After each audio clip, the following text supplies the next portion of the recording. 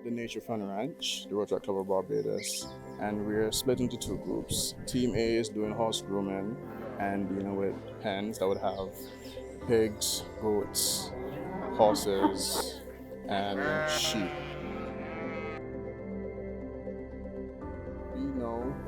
We're here dealing with the fish, cleaning the fish, the parrots, chickens, and just general landscaping. So the reason why we chose the Nature Fun Ranch was because it's one place that is heavily overlooked in Barbados, but it has a lot to offer.